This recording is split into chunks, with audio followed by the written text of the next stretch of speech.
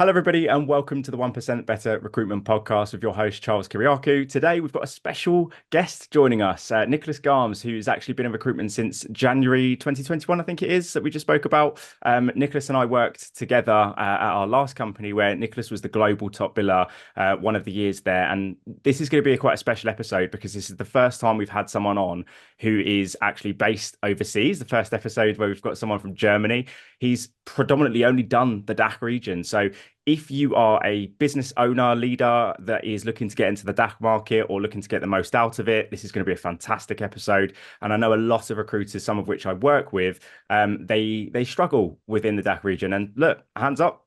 That was me. I really struggled in that region, but Niclas has been super successful in that region, and I'm delighted to have him on. And he's a good friend of mine. So, first of all, Niclas, how are we doing today?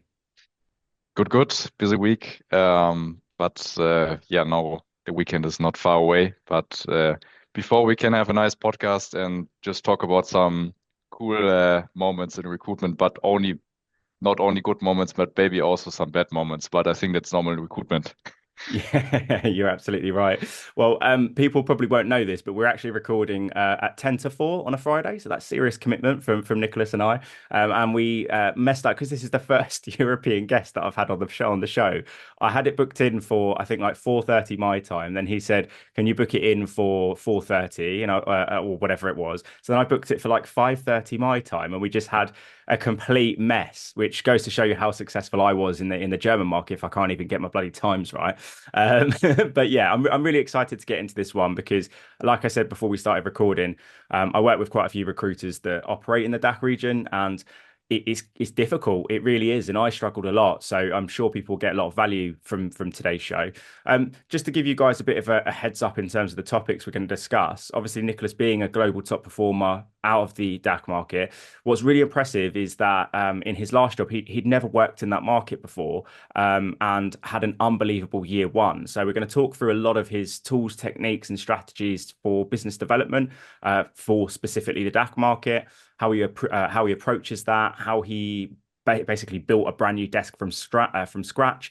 And also how to build a sustainable process in what you do in recruitment, because I'm sure most people listening to this will know it can be such a hectic job and you feel like you're working a million miles an hour, and sometimes not in the right way. So it's going to be really good to get into that. But Nicholas, for people that obviously don't know you, and I'd suggest people go onto his LinkedIn profile after, but give us a bit of an overview, mate, on your recruitment career, the markets that you've done, and things like that. Yeah, so basically, I try my best in English. So as I said to you before, I'm from Germany, from Düsseldorf. I started in recruitment in January 2021. Basically, before I'm doing recruitment, I study journalism and have like other study in marketing and communication. So basically, I'm not coming from recruitment or anything before. So I think it's really normal that people don't come to recruitment and just say, I want recruitment to do now. So I come from different background. But I think in general, I like sales my whole life. So I think in school they said to me like when you start your career I think you should something selling, because I'm always arguing and discussing with people about themes. So but to recruitment I come a little bit out of nowhere. I just apply on a sales job and I don't know if it's that it was like perm recruitment in IT. So basically my first role was yeah, I think an interview which I see a potential sales opportunity, but I don't know what the job was before. But it was such a good interview and it was so interesting for me that I started there as a trainee. And then I go there from a trainee to principal consultant in this company and learn there, like, I think the whole recruitment way. And yeah, just working in IT infrastructure. So I think my background is always IT recruitment before I came to the company which you work with me for a time. Yeah, but I think in general I'm a really motivated person. So my background is also like hockey. I'm playing like at the moment again in the second league in hockey in Germany here in Neuss at my home club. So I'm basically always a guy which always have high ambitions. So I think it was not surprising that I end in a recruitment company for my first full-time job. So that's maybe my basic career way. It's like not normal, just as every recruitment career. I think not every person said stand up and say, no, I'm doing full-time recruitment and just finding people for other companies. So it was basically like new land for me. Yeah, now doing the job for I think quite a while, for just I think in total 4 years, and I think in some point it would be 5 years. So yeah, I think that's maybe my background. And yeah, at the moment, I'm working for a new company, and we're also focusing in IT. Basically, also we doing SAP projects, but also security projects. Um, yeah, I think that you also Nice. find on LinkedIn, but just to hear it from me is also good. Yeah, absolutely.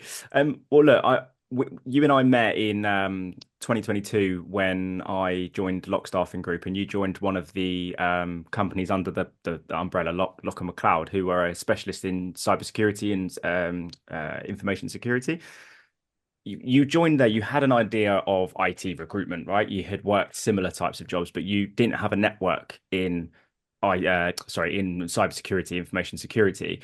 And the market was I don't know what the market was necessarily like in Germany, but I think even if you did join a very buoyant market, you didn't have a database. You didn't have, I No. mean, obviously you had Bullhorn, but you didn't have any contacts on the database or anything like that. And remember when I came to the Dusseldorf office to meet you and another guy in the office, and most of your job was like data entry, right? It was just adding new contacts to the system and stuff like that. But after year one, I don't remember what your numbers were, but in you were there for just shy of 2 years. And year one, what did you do year one? Tell us through sort of the numbers and stuff like that you done.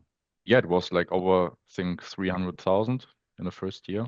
And yeah, in total, I think it was like 500 or something when I was there.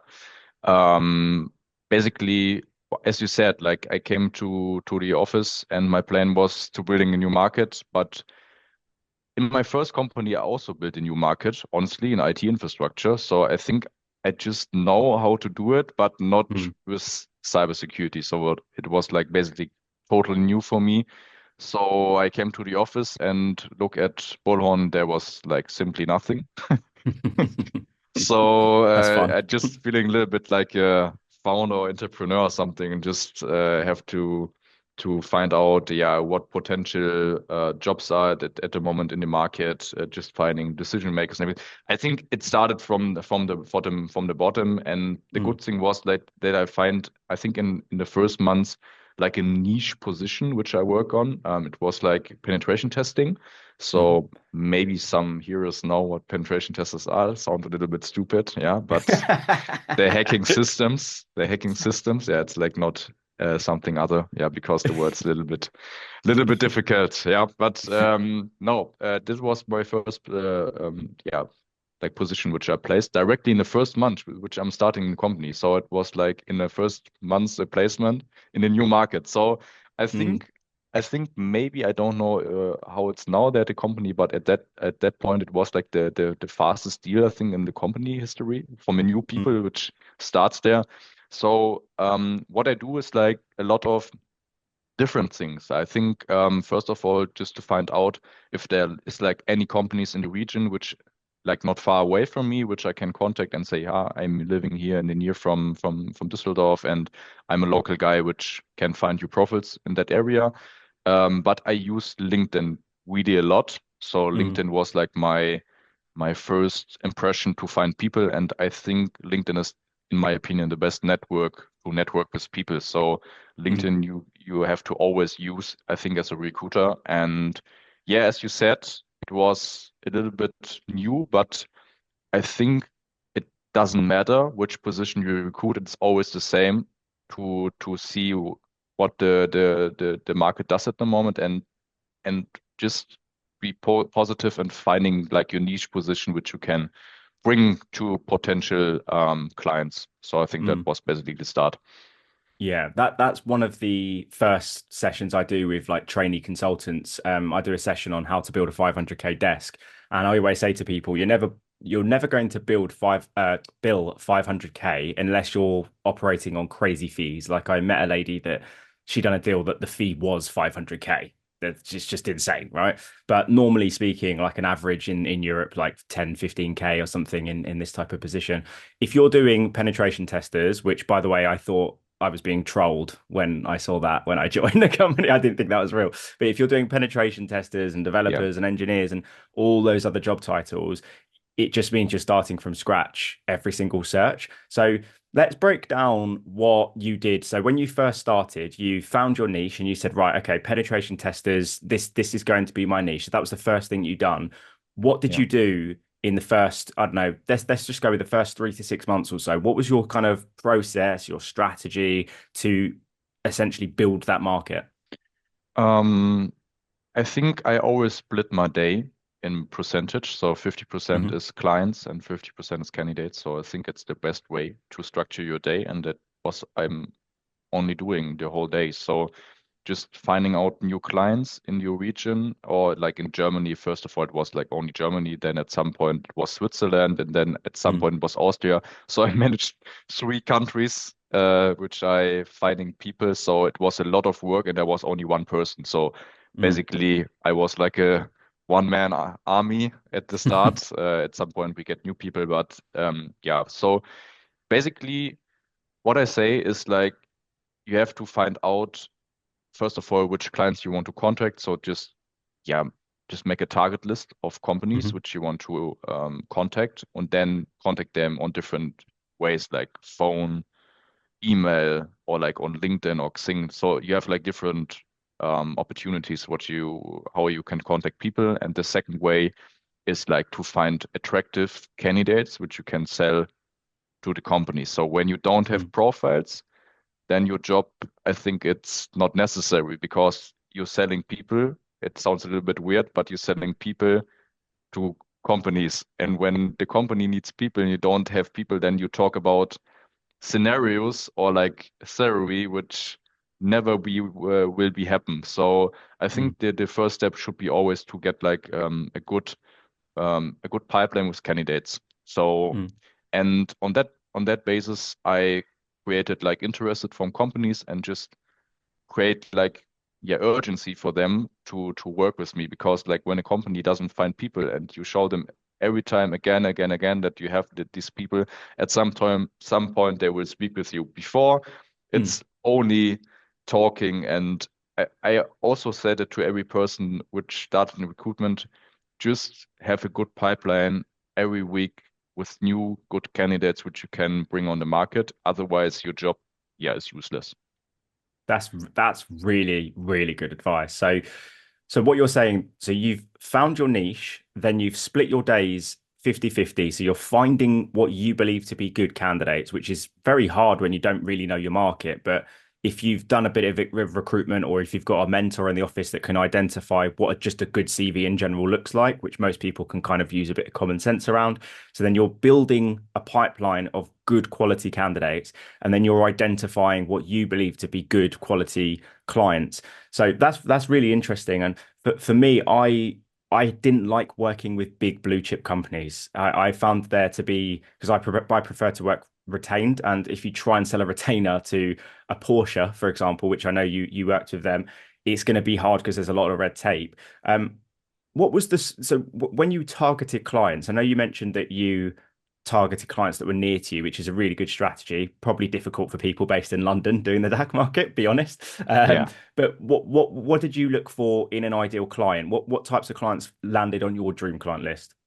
Honestly, not the big names as Apple and Microsoft. So I Mm. always tell the joke, Microsoft and Apple. But maybe there are some heroes in the podcast which work with Microsoft. So congrats when you do that. But I think the reality is when I coding as a recruiter and I want to work with Microsoft, they're laughing and say, nice joke, but we find people with Mm. our recruitment strategy. So basically, only looking on companies from 30 to maximum 500 people. But I think when you want to have like a really dream target client, it's like from 30 to 200 people. So Hmm. they are local business which you can create. with your strategy, Hmm. and just to support them, and they really need people because they want to grow. At some point, I think companies are in the end of their growing structure, so they won't need a lot of people. But when you work with companies which really needs people because they want to grow, and you know the entrepreneur, and you know the marketing, you know the sales and the whole strategy from the company, then you can create a value for this company at this stage because you support them in their growth at this stage, which they really need people. So basically, the focus should be only on these clients, which you can, yeah, which you can support Mm. with your value of recruitment, and not big big names which are in the end, and they're making millions or like Mm. billions of money. Yeah, that makes sense. Okay, cool. So now we've got like a list of dream clients. I know firsthand, embarrassingly, that calling people in Germany, because you might remember I'd done a training session and I got told off because I didn't know what the GDPR policy was in Germany. But Yeah. talk us through what your approach is when you try and connect with a potential decision maker, hiring manager. So you've got your target list of companies, and there's a 100-person company, whether they are or they're not looking for penetration testers. What is your approach when you try and reach out to them? Um, I think it sounds really simple, but just write a simple email, which is good. Hmm. And I talked today to a candidate, and we spoke a lot about like how you want to contact people. And I think the most of the people don't like it to get aggressive calls or just something which they don't need at the moment, because every people which working in an office job has something to do in the whole day. So Hmm. basically, when you get a good email with a good candidate profile, which maybe creates a good value at the moment, and it's the right person, it only has to be the right person, then the person will come back to you and say, oh, I have interested, or maybe it's not the right profile, and then you have a number most Hmm. of the times because they answer on your email, Hmm. and then you can contact the person via phone, and then it's not a cold call, it's a warm call and a friendly call, and they know which person you are, and it's not out of nowhere. So that's maybe advice for people which don't living in Germany or like Austria or Switzerland. They can Mm. write a nice email and then find out the contact person through that, and then just call the person, say, I write you an email and you answer me on that email. And then Yeah. it's a more good talk. And as you said, the Germans are not the same than maybe UK people. So they maybe, I don't know if UK people like cold calls, but I think it's also a different scenario. But in Germany, there are people which really don't like cold calls, and they will send you some nice letters and say, don't do that ever again to me because I don't know you. You don't give me any allowed to call me on my phone. So I think it's a combination. It's not always that you don't have to do cold calls. You can do cold calls. It's also necessary because at some point there are people which also need your support and likes that you're calling them really honestly. But I think it's a different scenario than just calling people to sell recruitment services and don't have any profile or something. You can Mm. sell a good candidate on the phone, but I think for Germany, I think the simple email is a good way for good contact. But the email has to be good and Mm. have to create value on. It's not like a mass email or something, which don't care anybody. Yeah, I'm really glad that you mentioned that because I was just about to ask you how you format your emails. Like, what does that email look like? Because I've recently had a guy called Aaron on the podcast who's like a head of business development, and he never attaches a profile. He never specs CVs out because his approach is still value adding, but it's very much I work with people like you. Here are the problems that they have. Here's how I can solve them. Let's get on a call, and that's how he approaches it. But within your market, I've been made aware that, in IT and any sort of tech recruitment, if you do have a solid profile, it shows that you are essentially very good at what you do, and that creates the value. So how do you format your email? Because I was never very good at email marketing. I've had to Yeah. upskill since I've moved into what I do now. But I see so many recruiters mass email, firstly, which is just you just you know you're going to get a lower success rate for sure. But then Yeah. I see emails, Nicholas, and they're like big paragraphs of text, and you're like, I'm not going to read all of that. So how did you do that, and how do you do that now? How does your emails look? I think, as you said, it's not that you want to study the email, yeah, because at some point you don't have a lot of time, so it has to be really short and really simple as we talk to a normal person. So Mm, you have to see when you talk to a person and you want something from the person, then it should be simple, easy, and short, and not a paragraph or something which you have to study. So I think basically it's like that I say where I find the person which I want to contact, which position the person has, which company the person is at the moment, and then create the value with, like, for example, a good profile and say, I mm, have a candidate here, and then in bullet points, just shortly what the candidate does, salary we mm, wish, that's it.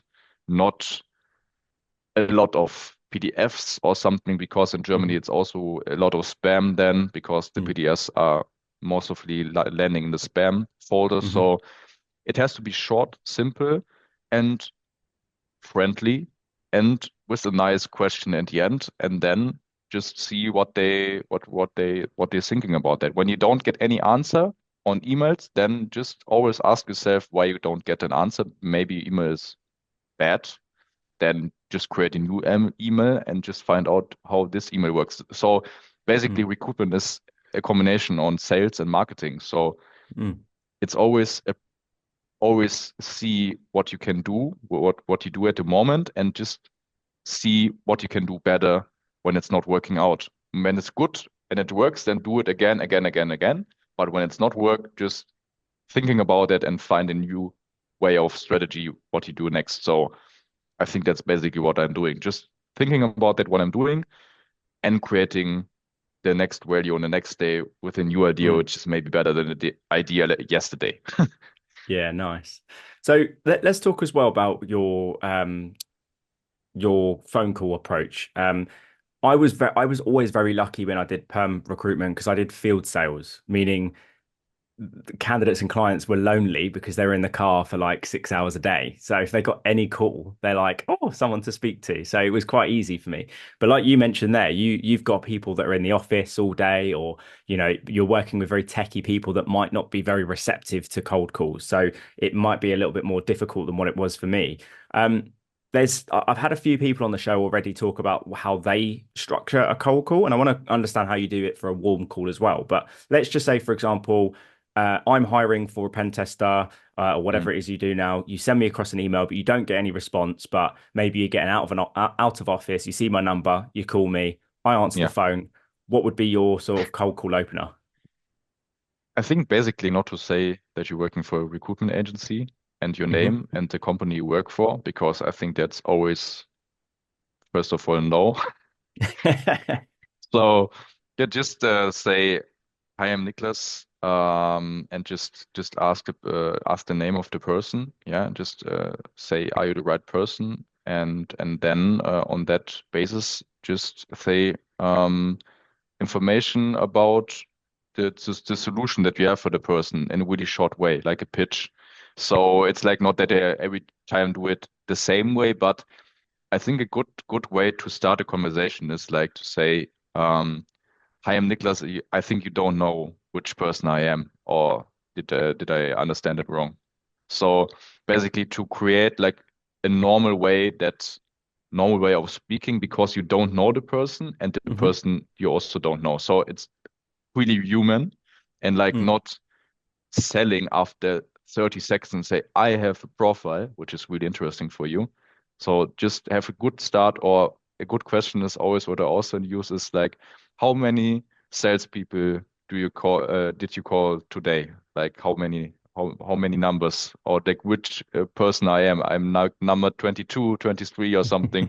And I think it's human, yeah. And then mm, the person will laugh, but at some point it's a better way to start a call than saying, "Hi, I'm Niklas. I'm working for company XY," and say, "I'm doing full-time recruitment service and I have a profile for you." And they say, mm. no. Yeah, yeah. It's a tricky one, isn't it? Because I was similar to that guy I mentioned to you, that Aaron guy, because I predominantly done retained business. So I wouldn't really normally call you and say, "Hey, Nicholas, I've got a fantastic candidate." My approach was like, I work with this company and that company who would be like their biggest competitors. I've built their teams in the UK and in Europe. I know that you got an investment recently. You're in a similar position to them. Just wanted to see whether we could potentially be a fit to help you out. And nine times out of 10, that would work. When I had to rebuild the market in 2021, my approach was actually kind of what you've done, where I'd call a company. I done urology surgical sales, so people that would sell surgical products for urologists. And my intro would be like, "Hey, Nicholas, it's Charles here calling from a company called Projectors. Look, I know that you guys are actually hiring for a salesperson in London. I've got somebody at the minute with 5 years experience. They previously worked for your top competitor. President's Club Award winner, 100% sales versus target. They're only working with me and they've identified your business as a really good fit. Just keen to understand what you think of that." And nine times out of 10 in my market, that kind of worked. Can't say I really done that in Germany though. So I don't know what would you say the differences are? Do you think that that approach just wouldn't work in Germany? I think the main problem is at the moment in Germany is like that every company gets 150 calls a day Mm, and they're all doing the same. And then when mm, you do it in that way, they think that you're the same person, which called them mm, 149 times before. So you have to do something different when you're doing a cold call. I don't say that you don't have to sell in the call. At some point, you have to sell and say mm, what you're doing. You cannot hide that. You're not a magician or something. But mm, the first contact should be always really positive, and they have to feel that you're a positive guy and you're friendly and you're supportive and you're a human which wants to help the person and not as a classic seller with strange questions or direct approach or something, because they have to feel after the call that it is a person which they want to call again. It's like when mm, you're meeting like new people and they have to think, oh, this person is nice. It could be my friend and I want to spend time again with the person, and not thinking that it's the baddest idea ever to spend time again with the person. So I think on that basis, you build like great relationships with the client and they mm, like you and they want to support you. And I think that basically should be also the cold calls should be friendly, nice, a little bit funny, a little bit not normal, and then it can work.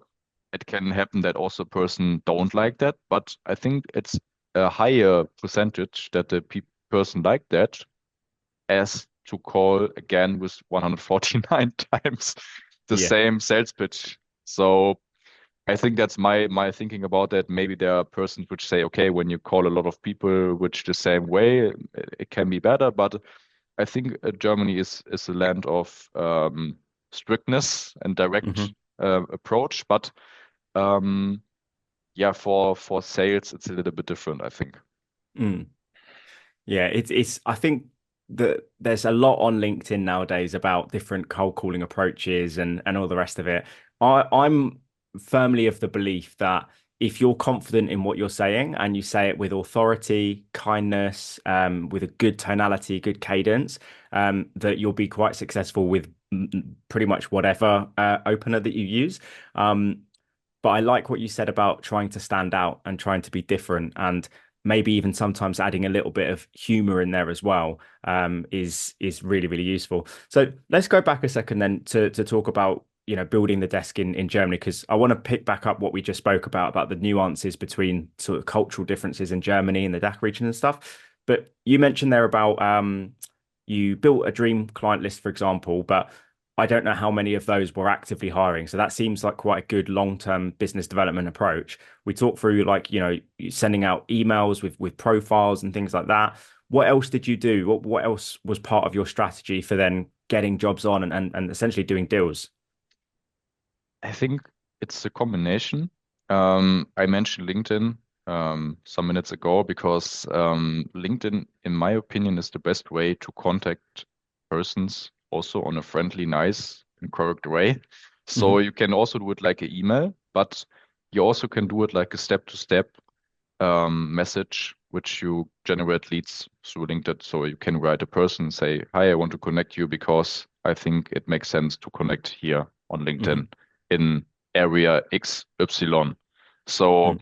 that what I'm doing a lot. So I just contact with CIOs, CISOs, head of cybersecurity, Hmm. founder of cybersecurity company. So it's it's it's not magician. So I Mm. always say people when they ask me about that, it's it's not it's not difficult. It's like simple because like you want to contact the persons which support your business Mm. and they like people which can help them. So it doesn't make sense to contact with people which don't help you in the end. And you have to ask yourself when people don't accept your messages, or it's like the same when you contact candidates, when they don't answer on your cold jobs or like your Mm. messages, then it's the same way what I said before. Then just ask yourself if you're doing something wrong, just find a new idea and just go on that way because it's normal that on a daily basis it changes when people accept the message or not. So Hmm. in the end, LinkedIn is a big tool. Xing is a big tool Mm. also in Germany. So everybody say in Germany Xing is dead, but I can say Xing is not dead. Xing is living, yeah. Xing is living.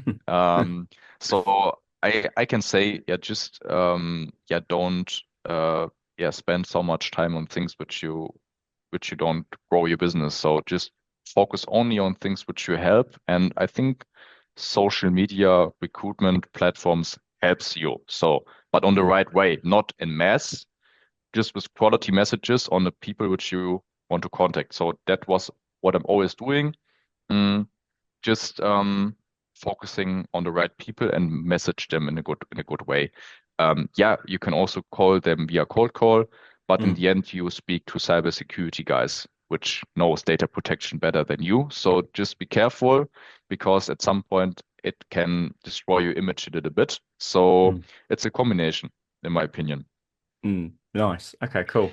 When you explain this, it really does make me it just reminds me that actually putting together like a business development strategy or building out a new market, I feel like a lot of people overcomplicate it in their head. Like if you just like Yeah. think about what you've just said, you've gone to find what companies are relevant in your market. You've chosen a specific job title to focus on. You've split your day in half that you are building your database of good quality candidates, pipelining conversations with candidates, pipelining conversations with clients, identifying through LinkedIn which clients are hiring, which clients aren't, and matching profiles.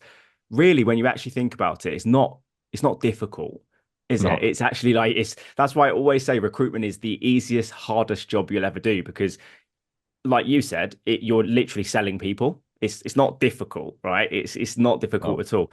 The difficult part of the job is, and I know you obviously done a deal very fast, but it took me a few months to do my first 360 deal in perm recruitment.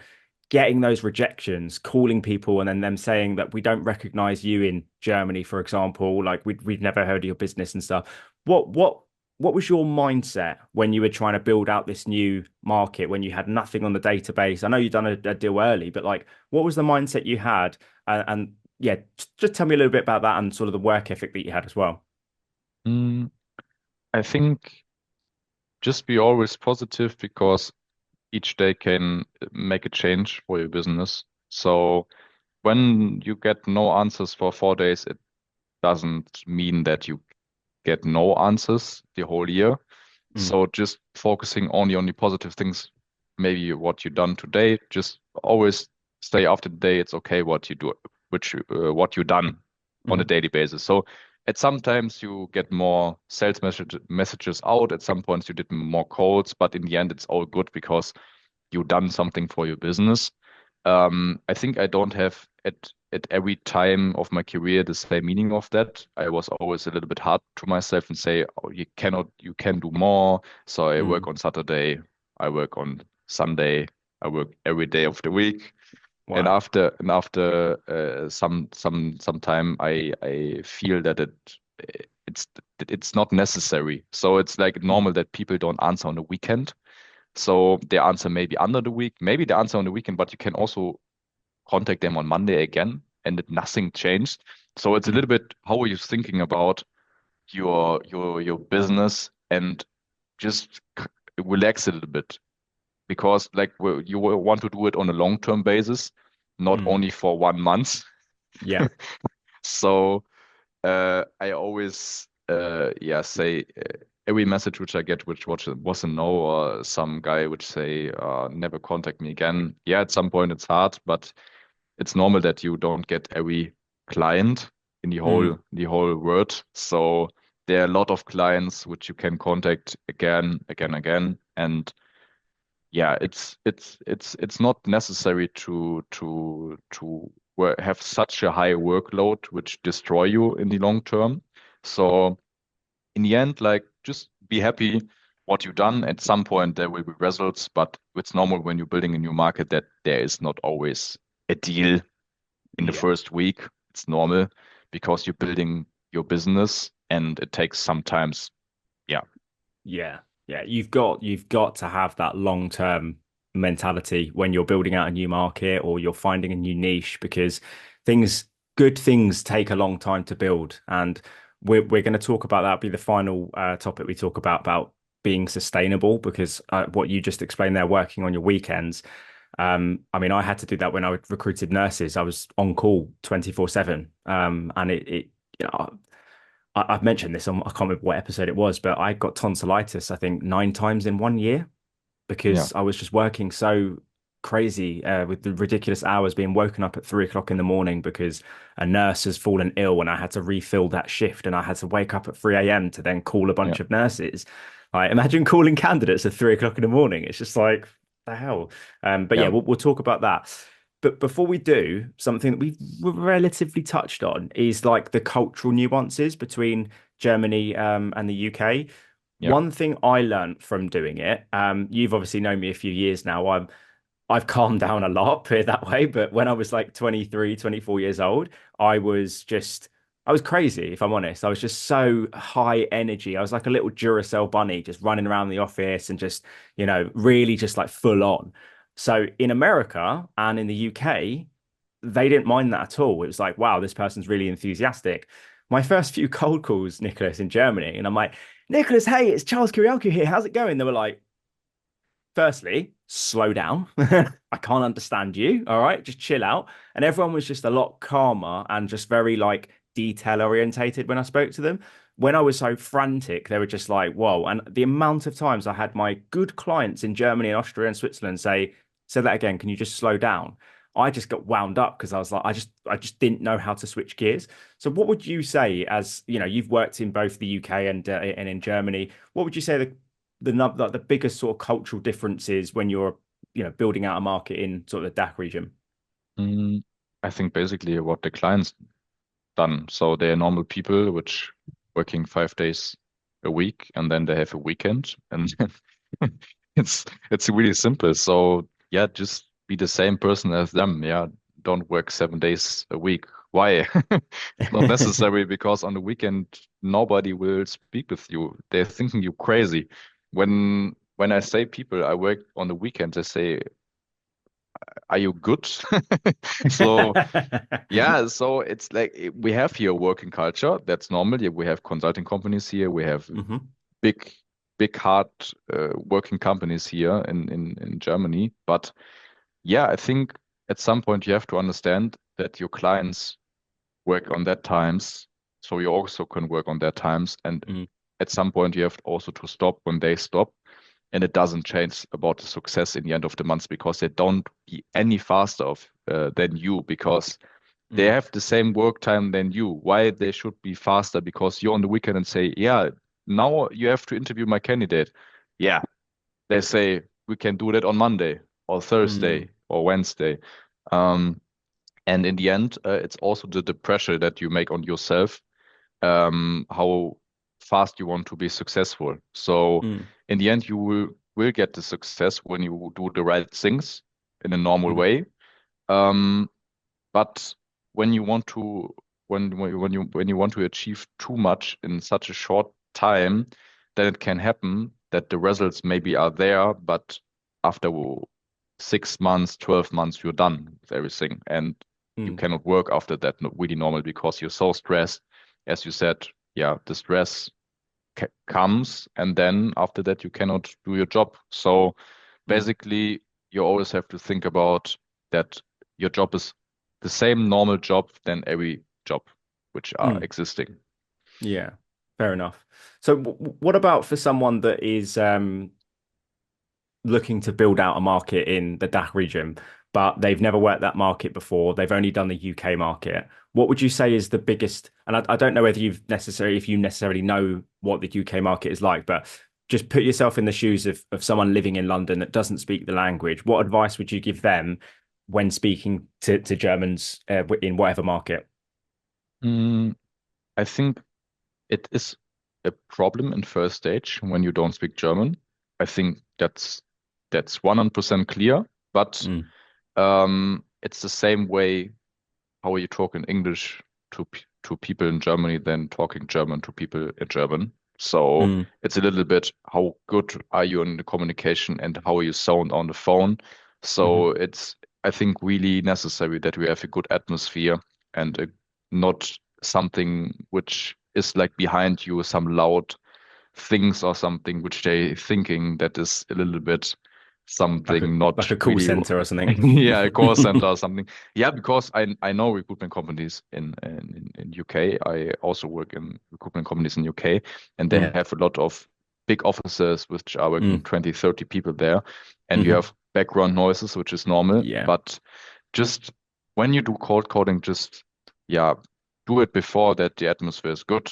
Don't Mhm. have like loud music on it or something, which thinking that you are in a nightclub or something. Yeah, and yeah, it's really simple, but and just use a good translator, which translate maybe your emails from English and Germany, and That's a then you good can tip. write in German to people. It's also possible, but when you don't know the grammar from Germany and then use a simple Google translator, please don't use a Google translator because then the grammar is it's like not the same as here in Germany, and they directly know that you're using Yeah. translate and What everything. do you use instead of Google Translate then?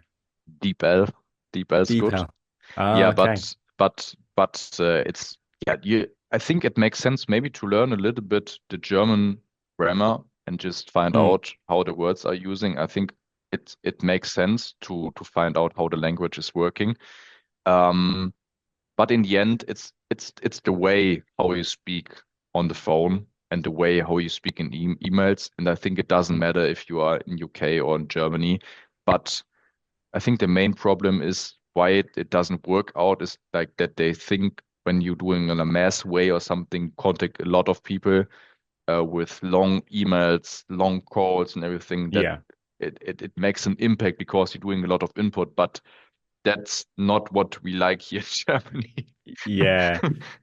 That's good advice. Do you know something actually? Looking back, when I worked at a company called Projectus, my managing director, my CEO Tim, whenever I traveled to Germany or Spain or the Netherlands, he always made an effort to order his food in the mother language, or whenever he would make a call to a client elsewhere, he'd always introduce himself in that language.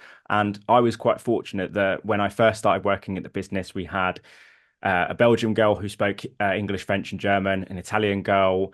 We had a lady from America who spoke English, Spanish, and a few other bits and a bit of Portuguese as well. So we always had different languages speaking in the office. And obviously, when I started to do things in Europe, if I ever spoke to a client in Germany, I'd always this will probably be terrible. I've forgotten it all, but it's just a simple Guten Tag, Nicholas. But I can't remember what the phrase is. I think it'd be useful for people doing the German market. But we got Yeah. taught, and my German colleagues would say, open up your call saying Guten Tag, whoever the name is, but then ask them, do you speak English? I don't know if it's, how would you say that again? I've completely slipped my mind. No, I think it was really the right way. Just saying, How, yeah, how would hello, you say, do you speak English in German though? Sorry. like the how it's sound in German, you mean? Yeah, Sch- what would it be in German? Sprichst du Englisch? There Sprichst du we go. Yeah, Englisch? I didn't want to say it and embarrass myself, but yeah, basically on a No, no, all call, good. Yeah, on a call, I would just say, like Guten Tag, Nicholas, and then I think was it "mich speaker English" or something like that, something along those lines. Don't quote Yeah, me. But basically, we'd do that, and 9 times out of 10, you would get a little tiny chuckle from a client and go, "Yeah," and then you go, "Okay," and then I would make a joke and say, "I would love to continue the conversation in German, but I would embarrass the both of us, and it would be disrespectful to you." But look, I'll get to the point. It's Charles here. This is what I do. Blah blah yeah, blah. And they really appreciated the fact that I took a bit of time to just learn one or two phrases of their language. yeah. But they did prefer it when my colleagues that were from Germany or from Austria, they preferred just speaking to them, and I totally get that. No, I think it's really true what you said. Yeah, it's also the same from me when I speak English. I know that like at some point I spring in the times. My wife Mm, said that to me because she studied English in mm. university. And he said to me, she said to me that yeah, my English is good, but at some point, yeah, I spring in the times, and sometimes I'm in the past, sometimes in the future, or sometimes Yeah, here. But in the end, yeah, it's good to directly say, I know your language and I respect your language and I want to speak the language. So I try my best. So when I'm missing a word, I'm missing a word, but I do it and I show it at first stage, okay, I'm interested. So yeah, yeah. that's it. 100%.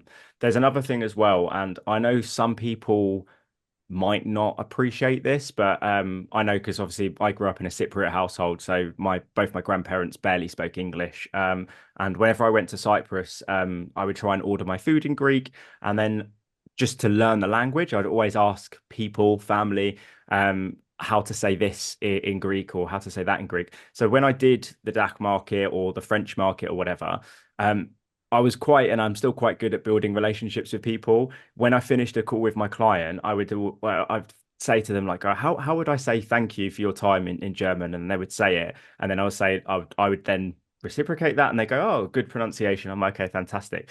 And then on the next call, I would then say, oh, by the way, what you taught me in that last call, I said that to a candidate, and they really appreciated it. So I wanted to thank you. And that helped to really build long-term relationships with clients. And it goes back to what you said about being memorable and being different. There's not many English or English bait or England based recruiters that are actively asking their candidates or their clients um, words in German and then Yeah, referencing them in their follow-ups and stuff. So I think, correct me if I'm wrong, but I think that could be a good tip for people in the UK doing the yeah, German market. 100%. Yeah, just be a little bit different and just, yeah, talk to the people and say, I try my best. I want to use German full time, but I not have the skills at the moment, but I think it makes sense to learn the language a little bit. Yeah, just Mm, it's like the same when you go to holiday. As you said, yeah, when I go to Italy, just say I don't know any Italian word, yeah, but just say hello in Italy or bye bye or something, or just order something in a restaurant and just be respectful and say I know your culture, I respect it, and mm. I don't want to do anything wrong. Yeah, and I think it's the same in the recruitment and sales. Just be a little bit local, friendly, and just show respect to the people which living here. And yeah, just find out how they thinking, just what they want to hear, or just how they want to talk, and then just do it. I think it's simple as that. Yeah, love it. Do you know what? It's really easy. If you go to Cyprus, you recently went to Greece, right? Yeah, to Greece, yeah. Yeah, it's so easy. Yes, sorry, hello and goodbye is the same word. Uh, It's just is it yes, is it in Greece? Is it in Greece the same, or is that correct, or in oh, Greece? yeah, Greek. Well, Greek and Greek Cypriot are both basically the same, but it's like different dialects. It's like Yeah, there's slight differences in what you say and how you say certain things. When I went to Crete, I tried to order Fanta, and then the guy who looked at me like really, really strange, and he was like, "Where are you from?" I was like, "I'm from London." He went, "You're Greek though. Where's that from?" I was like, "Oh, my parents are from, my grandparents are from Cyprus." He was like, "Ah, that's why." And then I didn't understand why he was looking at me weird, but apparently Cyprus and Greece is like England and Cyprus is like Ireland. So the yeah. Cypriot is kind of like it sounds like it's like in italics or it's like a villageman sort of way that they speak. But anyway, we digress. This isn't a linguistics podcast. No, no, no. Just all Um, good. well, before we get on to the last question, then, because we've touched on it a few times about being sustainable, and I know you've touched a lot on working weekends and stuff like that, but the lessons that you've learned from literally working yourself to the ground and burning yourself out when we worked Yeah. together, even though you were very, very successful in what you've done, when we spoke a few weeks back when we agreed to record this, you said something to me that really stuck in my head, and I really liked it. Knowing when to hustle and knowing when to rest. And I listened to Michael Bisping's podcast. He was the first British champion, and he didn't know how to rest throughout his entire career. And his coach, when he won the title, said to him, you have to be a real man, or if you're a woman listening to this, you have to be a strong person to Yeah. know when to take a day off, to know when to rest. I'm still learning that. I still burn myself out all the time. But talk me through that. Talk me through that quote and the lessons that you've learned from working yourself so bloody hard. I think you have a nice picture from me on your website where looking totally different. So maybe when somebody goes on Charles' website and see me in a nice office, then I you see that at this stage I look a little bit different. But I think in the end, you just have to find out what is good for you and what's not good for you. I think Mm, you can work a lot. That's for every person it's possible, but at some point it's the same then in sports when you want to achieve something or a long-term goal or like a short-term goal. It's mm, always necessary after 3 days of sports just to have one day just doing nothing. And it's the same, I think, in recruitment, just on the weekend, just doing nothing, just having normal life like a normal person. You don't have to be working 24 hours like a, I don't know what the English word for that is, but like a news like no like a live ticker, like 24/7 live ticker about something. Yeah, you don't have to be informed on every time. Yeah, just oh my mm, candidate writes me, my client writes, because at sometimes can also write them to one day after that or 2 days after that, and they really appreciate it because they're also humans and are also on the weekend. What a strange scenario. You're both on a weekend and you don't have to talk to each other, and then next week it's also possible. And no, I think it's in the end, like I work a a lot. I think every day. I have weeks which I work on every day, and it's normal that at some point you cannot do nothing. So mm, after work, I was totally done. I don't have any energy. I don't go to the sport. I just eat not good things. And that's mm, normal then after some days that you don't look healthy, you're feeling not good. And at some point, I understand that I have to make a change. So that's the reason why I play professional hockey again. So I have like a lot of training, mm, a lot of hard work after the work. But in the end, it's good for me because I'm staying fit and I go to on my hobby. I have good team partners, which pushes me positive. And on the weekend, I just doing normal things. Yeah, just going to a restaurant or just drinking some alcohol, beer or something. So yeah, but all in a normal way. Yeah, it's all the same. It's like a drug. It's like not the same, but in a mm, positive way. Yeah, just take it normal, yeah. Just do mm. it. Don't do it every day. Yeah. Don't understand me wrong. Yeah, don't take drugs or something. That's not what I want to say. But um, your work can be a positive drug for you, which Hmm. pushes you forward because you have success under the week, and you can use this positive things for also for your private life and say, I achieved Hmm. something, but now it's time for private life, for friends, for partner, for hobby or something, and just say it or see it at that at now at this stage you have a break and just relax because there are a lot of things which are more important than work, I think, because work is the most time we spend, I think, in Hmm. life, but it's also good to spend the other time for good things and not the whole time for your life because at some point you're so old and when you're looking at it and say, "Oh, I work 40 years with no Mm. break," and then you say you're stupid or something because it doesn't matter. Yeah. Mm. So in the end, that was my biggest learning. Yeah, just take a lot of time for your recovery, for Hmm. your mental health, and when you have problems or some things, yeah, just speak to somebody. Um, because we're working in a hard job. Sales is a hard job for the mental health also. Yeah, Um, yeah, and just don't forget to live your life, because when the process goes out with the candidate, or then it's okay. It's also okay that a client don't want to work with you. It's also okay that other persons don't like you maybe in the business. So, but that doesn't change about your person. So that's I love what I that, can mate. say. I love that. There's so many things that you've said there that resonate with me so much because I think a lot of people that have been in recruitment for over a year or two will know that it is addictive when you do a deal, when you get a client on, and when especially when you start earning good big commission checks. That I remember the first time I earned a absolutely huge commission check when I was like early 20s, like Yeah. 21, 22. And I remember seeing my paycheck like, oh my God, what am I going to do with this money? Obviously, like an idiot, I went and bought like a Cartier watch and all the rest of it. It's very silly.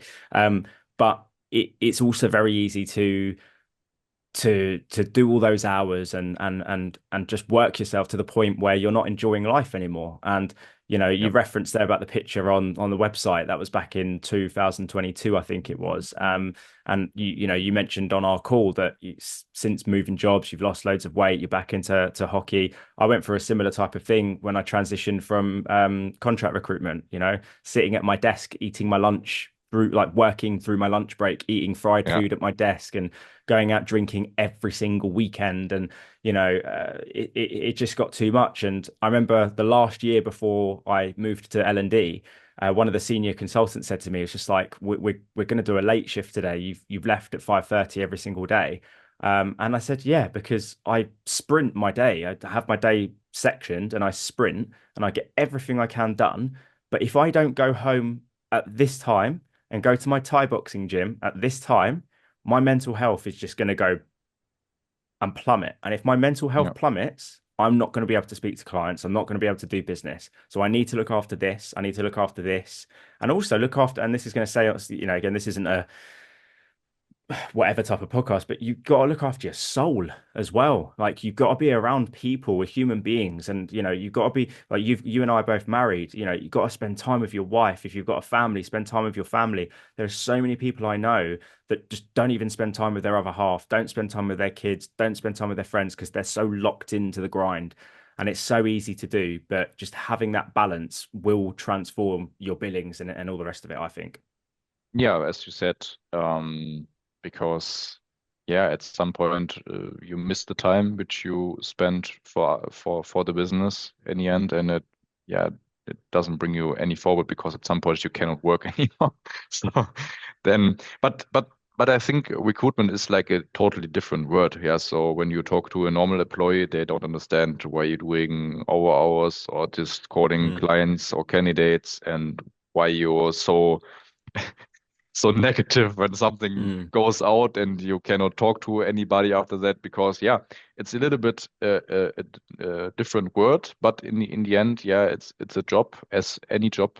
So yeah, you support business in your way, but I think you don't have to think that you more worth than anybody other or something, because yeah, you create value, you also create money for yourself, but that mm, does every person in the world also does. Yeah, the person goes also to work, has also gets also value for something, and gets also mhm. money for that. So in the end, like you don't have to think that I don't know, you're the next Microsoft founder or something. Yeah. So in the end, it's you support business, which is quite nice, but um yeah, it's a normal job than anybody else, what I'm thinking about that now. But when I was starting recruitment, everything was totally different. As you said, I had the same problems. Yeah, just when the process got out, I was so negative and say, "Oh no, my whole day is over now. I cannot think about nothing." But in the end, yeah, it's a process which going out. A next process will come, and when you have a success in the next process, you forget also about the process which going out. So in the end, Mm, you have to be clear in your head. I don't mm, know if it's, you can say it in English, but a clear mindset. I think mm. mindset is one of the most words with which don't have the right mention. I think, in my opinion, because mindset, it's a mindset. It's a Don't have the broad right thing. mindset. Yeah, No, it's a but broad thing. We could talk about mindset all day though, to be honest with you. But honestly, Nicholas, thank you so much, mate, because I think not only people doing the DACH market, I don't not only would they take a lot of value from what you have said from someone that works that market, that has someone who's been successful in that market, but I also think people that were working in recruitment, starting in recruitment or thinking about getting into recruitment, the last section we just covered there, I think is so, so powerful and really, really useful, and something that I'm embarking on myself at the moment of, I'm coming up to my first year of being self-employed, and it's tough, man. It's tough, like knowing the balance of working weekends and things like that. So a lot of what you said is kind of what I'm doing at the moment. But the final question, as you know, that I ask everyone at the end of each show is following today's episode, how can viewers/listeners get 1% better in recruitment? I cannot answer it in one sentence, but I can say be every day 1% better for your life. I think just ask yourself what you're doing on a daily basis. Is that good for your life? Is it good how you want to be in the future? But in the end, don't forget that you also have a normal daily life and people which supports and loving you, which also needs your time. So don't forget where you come from. And success is the one thing, but I think also to be in private a good person is the other thing. So just take your time for your hobbies, what you have fun on, and just focusing not only on just simple recruitment. Oh, I love that. Do you know what? I have got such a broad variety of answers for that question, but that is one of my favorite ones. Like, just focus on things outside of work that will help you be more happy and more successful. Don't just think that your success is the number that you've billed for that year, because you're so much more than how much you bill. There's so many other things. So yeah, what you've just said there, mate, is so in line with what my values are, what my beliefs are. So yeah, mate, that was awesome. Thank you. No worries. Cool. All right, guys. Well, look, thank you if you've made it this far. Thank you for listening. Like and subscribe if you're listening to or watching on YouTube. We're going to be coming on to Apple Podcasts. So by the time this comes out, hopefully this will be on Apple. If you want to reach out to Nicholas, just LinkedIn if people want to connect with you and stuff like that, right? Yeah, correct. Perfect. Cool. Thank you very much, guys. And yeah, until next time.